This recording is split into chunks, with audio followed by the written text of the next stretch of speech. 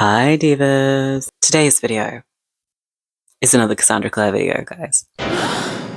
Today I'm going to be talking about Clockwork Angel by Cassandra Clare and my experience rereading it after 10 years? To do a very short recap, I am doing something which I'm calling my rereading challenge, where I set out with a list of books that I used to call my favorite books when I was 17, and I'm now going to reread them as a 26-year-old and rate them, see how I feel, and see if they stand the test of time and if they're still my favorite books. I've done quite a few at this point, and this time I tackled Clockwork Angel. This is the second and final Cassandra Clare book on this list. I'm not going to do any more, guys, and I didn't hate it. I feel like I feel as if I am a bit annoying. So, for those of you who don't have the joy of knowing what Cassandra Clare's books are about, I did obviously go through a brief overview of the Mortal Instruments series in my City of Bones review, but this one kind of functions as a prequel. Our main character, American Tessa Gray, is sent to travel to London, England, after her brother, who previously traveled there for work, sends her a message saying, "Come over, babes." Their mother has just recently died in America, so Tessa's like, "Okay, I'll come join them, I'll see what's going on." Upon arriving in Southampton, England, however, Nate, her brother, is nowhere to be seen. Instead, we have these two characters called the Dark Sisters, or Mrs. Black and Mrs. Dark. Yes, very inspired. Who are there for Tessa and say, "Your brother sent us, come to work with us." We time skip 6 weeks later, and Tessa has basically been fucking tortured by the Dark Sisters. She has been forced to transform, to change. And what this means is that once she has an item from someone, she can transform into that person for a short period of time. Cue introduction to our other main characters, Will Herondale and James Carstairs, also known as Jem, who are two Shadowhunters. Shadowhunters are essentially part human, part angel, and are put on this earth to help protect the human race. They bust Tessa out. I don't know why I said bust. They bust Tessa out and help her escape and take her to the Institute in London. And things ensue. That is a brief kind of introductory overview of what happens in this book. I wouldn't say any parts of that are spoilery. So when I made my first notes about this book, when we're introduced to Will Herondale, my first thought was like, I forgot how samey Will Herondale is to Jace in the Mortal Instruments. Just the overall impression, the overall snarkiness, the vibes. Except he's British and from Victorian London. I completely forgot to mention, this is set in the 1870s, so very much functions as a prequel to the Mortal Instruments, which is set in the early noughties. It just makes me wonder if Cassandra Clare is like kind of incapable of not writing the same main love interest in her stories, particularly in the Shadowhunter universe. Back to my first main point though, without spoiling, I remember there being like a caveat to why Will Herondale is the way he is, and I remembered that maybe 3/4 of the way through Clockwork Angel. It's actually kind of crazy how much a book can make you remember about what happens later on in this series when you continue reading. I was kind of like, why does Cassandra Clare write characters like this? And then I was like, hang on, I remember the reason why. It's actually kind of justifiable in this case. Those were my first main thoughts. And then I read the book in like 24 hours. So it is safe to say that I enjoyed this. I can't pretend that I didn't enjoy rereading this. There is no shame in enjoying a Cassandra Clare book. I said, I think in my original rereading video, that I'd always preferred this series over the Mortal Instruments. I read the Mortal Instruments first. It served as a gateway to reading the Infernal Devices. Oh my god, it's just... I remember connecting way more with these characters. I remember enjoying the setting much better. I felt like the 1870s time period suited this much better. It made it much more interesting to me. And all of those sentiments still hold true to me now. I think what Cassandra Clare also excels at is having a smaller host of characters to focus on. It makes them more likable. Not to say that there isn't a large number of characters in this book. There are quite a few. But I would say it's pretty fair to focus on 3 characters: Tessa Gray, Will Herondale, and Jem Carstairs. Like, these are the 3 characters that you really kind of need to properly care about in this book series. There are obviously many other characters, those in the Institute, other Shadowhunters, there's warlocks, there's vampires, there's also Nate, her brother, and some other kind of characters that you should be caring about, but you kind of mainly just focus on Tessa as a character, and I think that really makes it a smoother reading experience than the City of Bones. Difference as well, Tessa is a likable protagonist, unlike Clary in the Mortal Instruments. Tessa is actually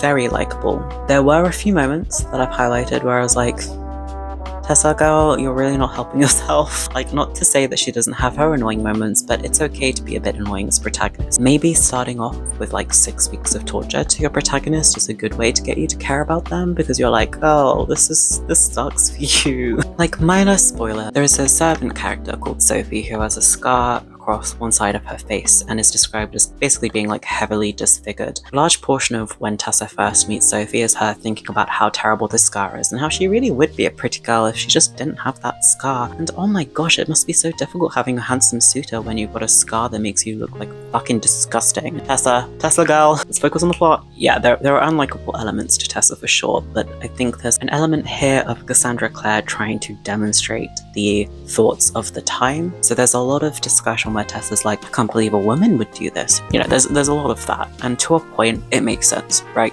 You've got to set this in the appropriate time period. It is still the 1870s, but it felt a little heavy-handed at times where it was kind of like, okay, Tessa, you should just get over this at this point. This is not the most surprising thing about the world that you've been cast into here. This next point is going to be very nitpicky, but it is something that I could not turn a blind eye to. We're going to talk about eyes. We're going to talk about the eye comments. Oh my god. If you've read this book and you didn't know, Will Herondale has blue eyes, and that fact is repeated many times. Too many times. It was genuinely ridiculous. It came to a point where I was like, you're joking. This has to be like a self-aware joke at this point. Eyes like blue glass. The grey made his eyes look bluer than ever. For a moment, Will's eyes met hers, his own a very dark blue. Will's eyes were very blue. Will looked at her, slow and hard, and then smiled. His blue eyes lit when he smiled. His eyes were the same dark blue as the velvet binding of the book she held. By the way, this is all within the first 60 or so pages. His blue eyes were very dark, uniquely so. She had known people before with blue eyes, but they had always been sky. Even in the dimness, she could see the faint shine of blue, but don't color as closed blue eyes. His blue eyes were dark and thoughtful. Stained sky. It was just bad, guys. Nitpicky point, but I think I'm justified in this nitpick. I'm gonna be so honest. I feel like that would piss off readers who have a good attention span.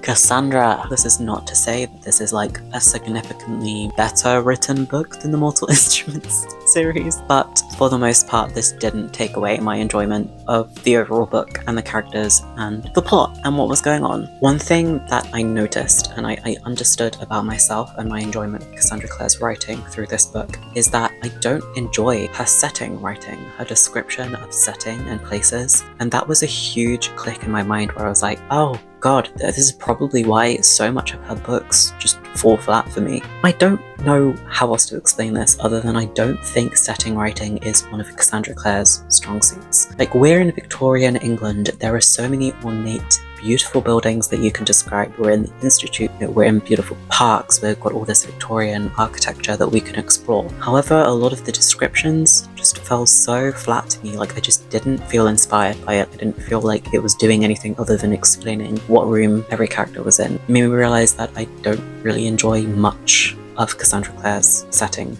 Another interesting thing is that because the Shadow World has been established in her previous series, The Mortal Instruments, which still hadn't been completed at this point, that was still ongoing, but we had kind of a main explanation of what the Shadow World is, who Shadowhunters are, what Downworlders are, who Mundanes are, how the runes work, all of this. So if you're a returning reader going to read The Infernal Devices and you've read The Mortal Instruments, you know most of the basic key concepts of the universe. The thing is, she writes Clockwork Angel as though you're a returning reader. And what was really interesting is that I don't think you need to know most of the intricate details that she provides in the Mortal Instruments to be able to read Clockwork Angel. So if you've never read a Cassandra Clare book and you go straight into Clockwork Angel, despite it explaining less kind of the main concepts of the universe, how the magic works, it's still good and you can still understand what's going on. And I think that's what's really strong about this book. In the Mortal Instruments, I honestly think Cassandra Clare spends way too much time explaining what's going on. She spends a lot of time world building, kind of lore and exposition dumping, and I think that's when I said the pacing was fucked with City of Bones. I was like, this book should be over by now. It's because it's so inflated with all of this information about the universe that you don't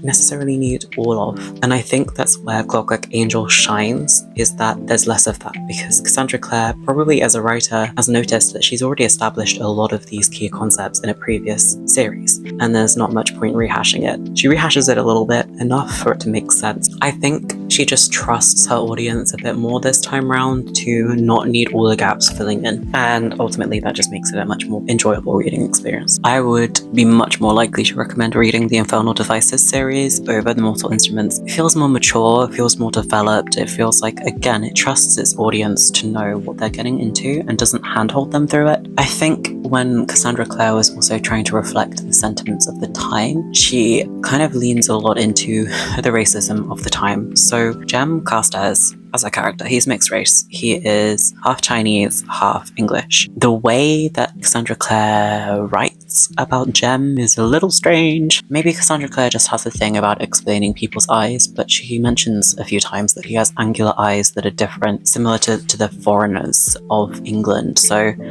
it's kind of like, okay, so this is from Tessa's point of view. So we're speaking about like an 1870s American girl. There are times that I felt uncomfortable reading this, but it was really hard to pass through what was Cassandra Clare speaking and what was her character speaking as an 80s, 70s character. I don't really know how to wrap up that point. Was it handled with the sensitivity that is required? Probably not. So overall, did I enjoy Clockwork Angel as much as I did when I first read it? Definitely less, but way more than I expected to like it now. I ranked it 3.5 stars out of 5, which is high, guys. 3.5 stars is probably like an average rating for me for a book that I enjoy. I had so much fun reading this, so I may go ahead and reread the next 2 books, which I just was not expecting this, guys. This was a curveball. I thought I would be done with Cassandra Clare forever. No, this one has me. I'd be so interested to know, for those who've read both series and maybe those who are still fans of Cassandra Clare, to let me know what their thoughts are on these 2 series. Am I going crazy thinking that this is better? Like, it's just objectively better? Is this like a commonly held thought? I don't know. I'm aware there are also like Dark Artifices. Is that what it's called? There's like other series floating around. I think Cassandra Clare is still writing like Shadowhunter themed books, but I don't know